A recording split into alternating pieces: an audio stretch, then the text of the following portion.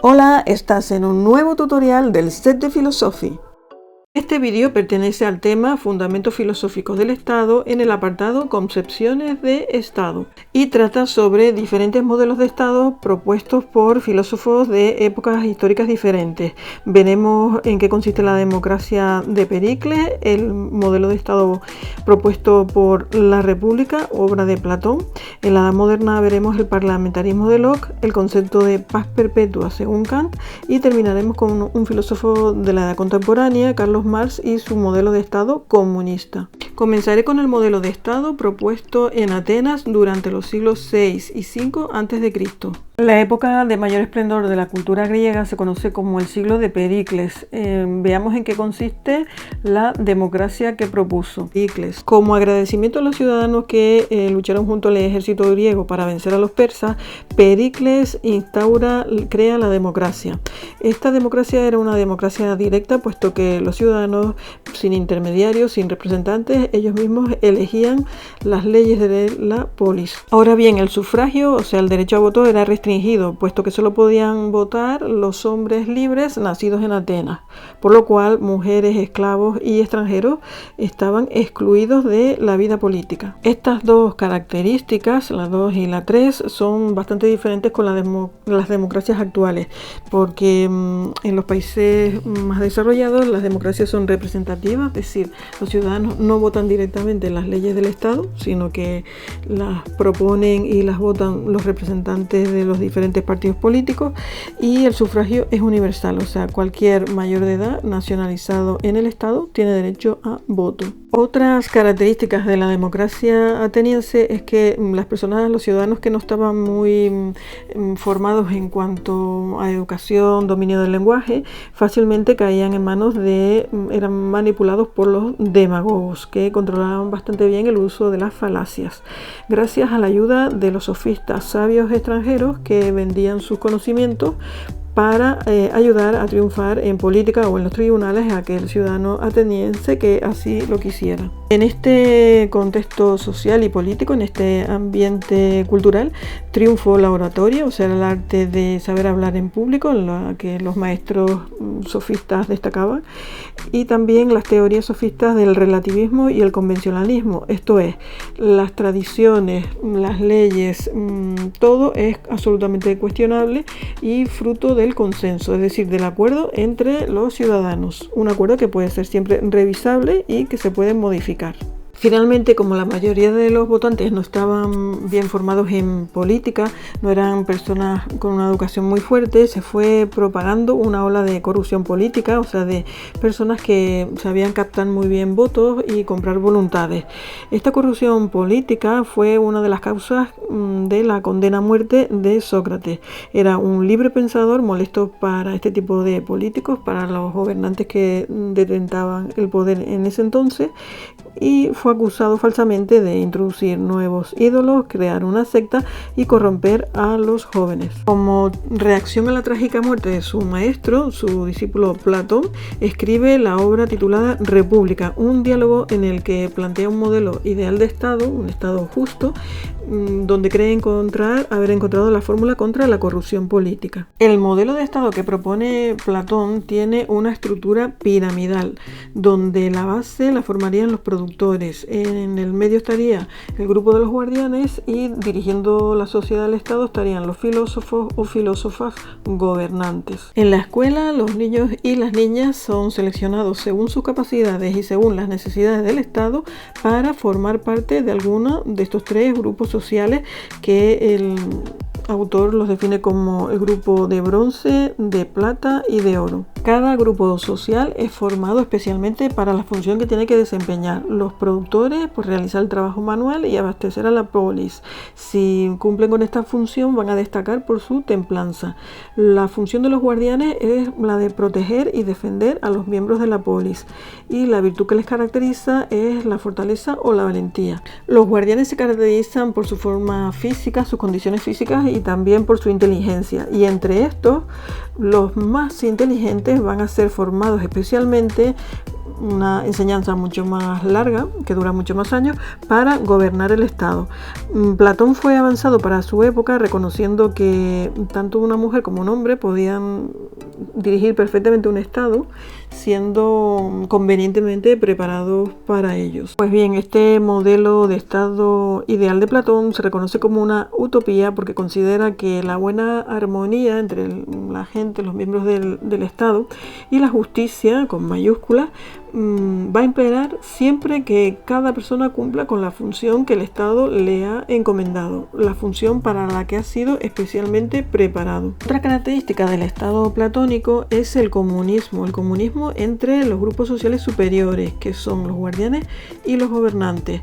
Ninguno de estos dos grupos sociales puede tener familia propia o bienes a su nombre. De esta manera se evita la corrupción política o el que tengan la tentación de querer enriquecerse ellos o sus allegados cuando están en el poder. Sin embargo, una de las duras críticas que ha recibido el modelo de Estado platónico es la de ser totalitario. ¿Por qué? Porque es el Estado el que decide desde la infancia de los niños qué lugar van a ocupar en la sociedad cuando sean adultos, según las necesidades que tenga la polis, ¿no? De manera que los ciudadanos son impedidos de elegir libremente su porvenir. Claro, esto visto desde la perspectiva contemporánea del mundo actual sería inadmisible.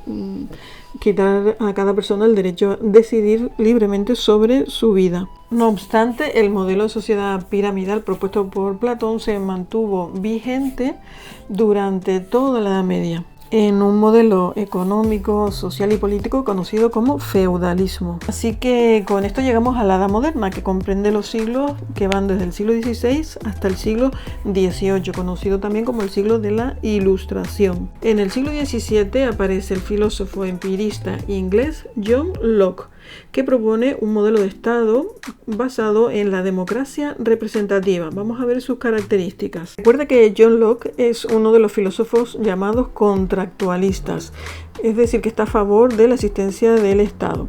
Reconoce que en estado de naturaleza, en un estado salvaje, los seres humanos tenemos unos derechos naturales, simplemente por el hecho de existir, como es el derecho a la vida, el derecho a nuestra libertad o el derecho a tener propiedad privada.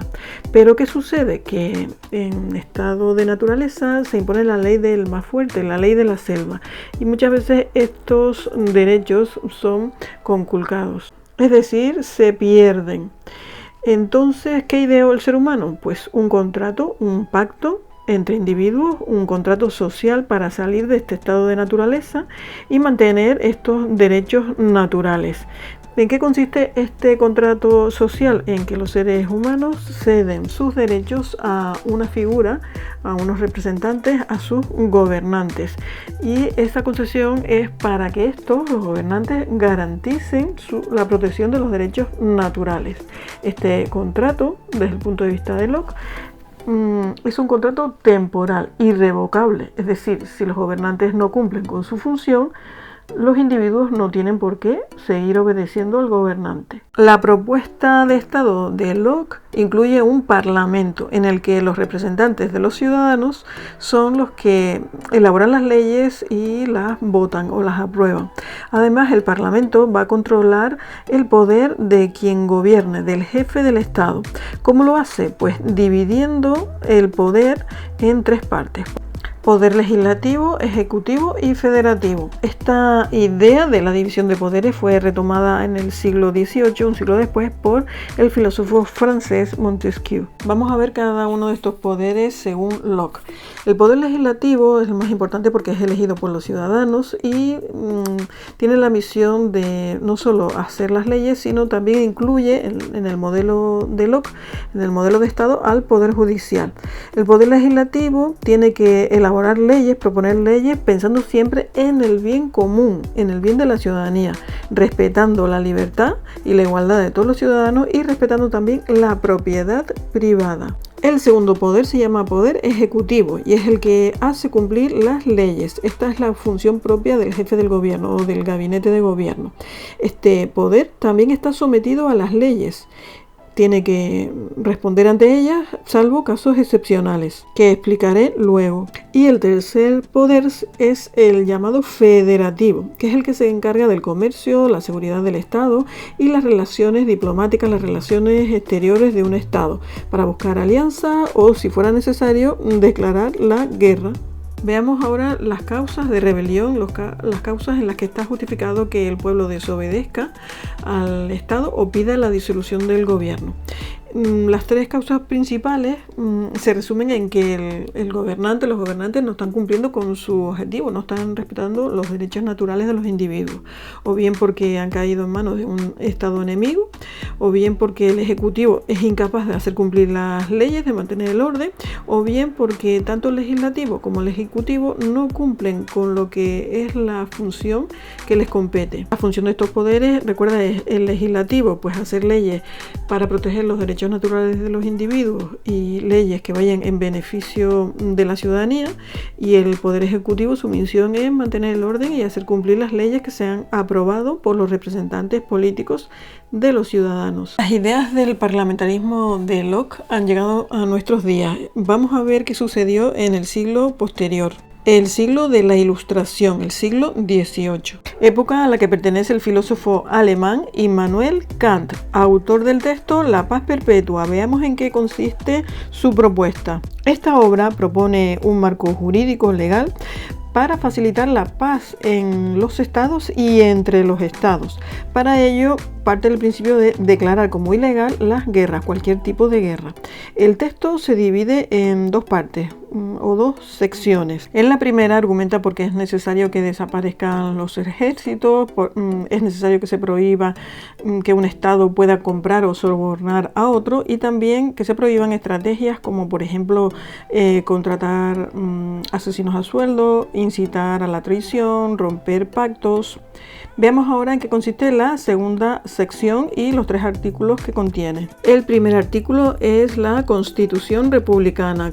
Todos los estados del mundo tienen que tener una constitución que recoja la separación de poderes y la obligación del gobernante a decidir siempre en beneficio del ciudadano. Nunca hacer nada o imponer una ley que no se impusiera a sí mismo el ciudadano. Debe recogerse en esta constitución también la libertad que tienen los ciudadanos, la obediencia de todos los miembros del Estado a obedecer las mismas leyes y el trato en igualdad de condiciones de los miembros del Estado, de los ciudadanos. El segundo artículo hace referencia, se llama Derecho de Gentes. ¿Y en qué consiste? Bueno, pues son unas normas que regularían la convivencia y las relaciones entre los estados del mundo. Kant propone la creación de una federación de naciones, de estados libres, que reconozcan todos por encima de ellos a un poder superior, una ley superior, que evitará siempre que se produzcan guerras entre los estados. Hoy en día sería lo que llamamos Organización de Naciones Unidas, la ONU. Kant se anticipó al siglo XX proponiendo ya en la Ilustración una federación de estados a los que llamó Sociedad de Naciones, con la idea de crear un foro en el que los estados diriman sus conflictos, sus problemas, para evitar la guerra, encontrando siempre una solución pacífica a los conflictos. El tercer artículo se llama Derecho de Ciudadanía Mundial, que es el derecho que tiene cualquier ser humano a ser tratado dignamente, viaje donde viaje, de forma que nadie se merece ser tratado con hostilidad por el hecho de ser extranjero. Con esta idea de ciudadanía mundial, Kant también se consideraba precursor de la actual Declaración Universal de Derechos Humanos. Muchas de las ideas políticas de Kant siguen vigentes en las modernas democracias actuales, sobre todo el principio de armonía entre moral y política, que quiere decir que para Kant todo lo que manda la moral, la ética, debe respetarse y cumplirse en política. Recuerda su imperativo categórico: trata a los demás como quieres ser tratados y actúa siempre de forma que la máxima que guía tu conducta se pueda convertir en ley universal. Así nos garantizamos que el buen gobernante va a ser siempre aquella persona que respeta el deber moral. Pero además de la conciencia moral que nos inclina a la paz, hay otra razón natural, otra causa natural, según Kant, que nos inclina a buscar la paz, preferir la paz a la guerra. Y es que el ser humano, por por naturaleza busca siempre su provecho y mantiene relaciones de mutuo provecho con los demás. Esta es una de las causas de la existencia del comercio y el comercio se desarrolla mucho mejor, es mucho más rentable en épocas de paz que de guerra. Y esta es la razón por la cual se han creado los armisticios, que son un alto al fuego, o se han creado los tratados de paz, que es el documento por el que firman un acuerdo de no agresión dos estados que están en conflicto, que han estado en guerra. Llegamos al último modelo de estado, esta vez perteneciente a la edad contemporánea. Recuerda que abarca los siglos del XIX a la actualidad. En concreto vamos a ver el modelo de estado propuesto por Carlos Marx, un filósofo del siglo XIX, autor de la obra El Capital. Analizando la historia de la humanidad, Carlos Marx afirma que los cambios que se producen en los modelos de Estado tienen que ver con la lucha de clases entre los trabajadores y los que gobiernan a los trabajadores. Este es el motor de la historia, lo que hace que se produzcan cambios en el modo de trabajo, o sea, en la economía, en la política y demás. Marx realiza una dura crítica al sistema de Estado capitalista y describe la situación de los trabajadores como de alienación o enajenación. Esta palabra significa cosificación, y es que considera que en la sociedad capitalista el proletariado, es decir, la clase obrera, es tratada como una simple mercancía y anima a la clase trabajadora a tomar conciencia de su situación. Tienes que tener en cuenta que en el siglo XIX, en la época del autor, no existía una legislación que protegiera los derechos de la clase trabajadora, o sea, del proletariado. Las jornadas de trabajo eran interminables, más de 12 horas de lunes a domingo, y trabajaban igualmente en las fábricas hombres, mujeres o niños. No existía el contrato, cada día se entraba a la fábrica al número de trabajadores necesarios y las condiciones laborales no reunían las medidas de seguridad necesarias. Tampoco existía un seguro médico o un seguro de accidentes.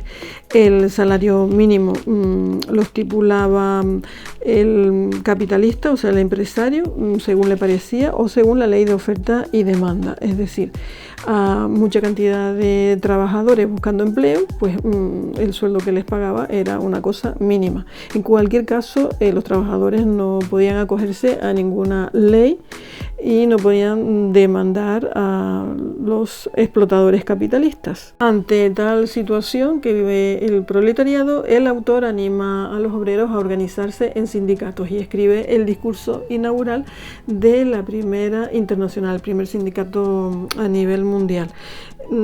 Según el autor, es la clase del proletariado la que va a promover un cambio en el modelo de Estado, en el modelo de sociedad.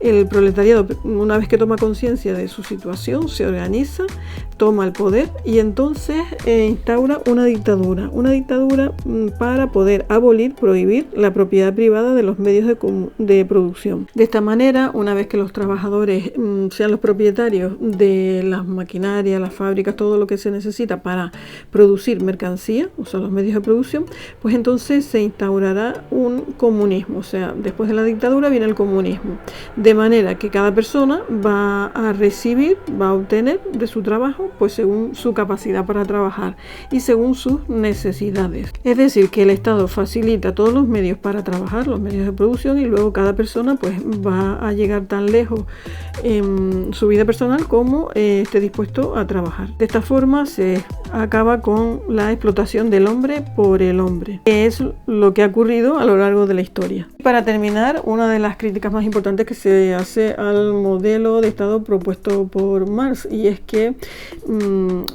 ha terminado en un totalitarismo las veces que se ha implantado. Aparte de que consideraba que el capitalismo al final sería superado, este modelo de sociedad, por la reacción de la clase obrera, pero lo cierto es que seguimos viviendo en una sociedad capitalista. También pensaba que era el proletariado el que iba a protagonizar la revolución, pero resulta que en la antigua URSS quienes terminaron con el imperialismo de los zares fue precisamente el campesinado. Por no hablar del comunismo actual en Rusia, Cuba, China, donde el Estado ejerce un totalitarismo. Recuerda que era una forma de Estado en la que se vigila al individuo no solo en su ámbito público, como se conduce en el espacio público, sino también en el ámbito de lo privado. no permitiéndose manifestaciones de ideas políticas contrarias a las del gobierno, a las del Estado. Bueno, y hasta aquí este resumen de 5 conceptos o 5 modelos de Estado. Recuerda el de la democracia griega de Pericles, la república de Platón, el parlamentarismo de Locke, la constitución republicana que propone Kant y el comunismo de Marx. Te animo a seguir profundizando en el tema y si te ha gustado este vídeo no olvides dar un like a El Set de Philosophy.